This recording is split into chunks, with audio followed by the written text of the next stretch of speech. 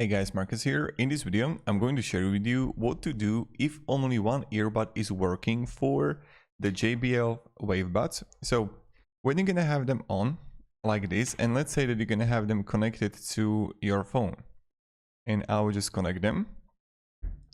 What you need to do is we need to do a factory reset.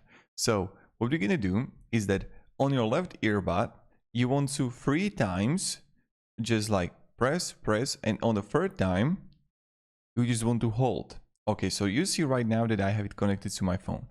Now if your, let's say, left earbud is not working, so go 1 2 3 and then hold it for like 5 to 10 seconds.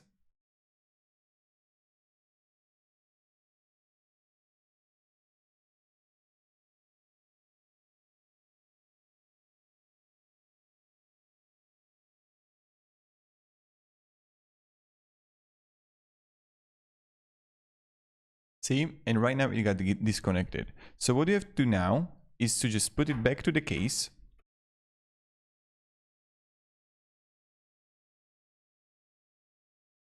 And then wait a few seconds and then get back on, and this should probably work. So let me know down below in the comments if this tip and trick for the factory reset is going to work for you.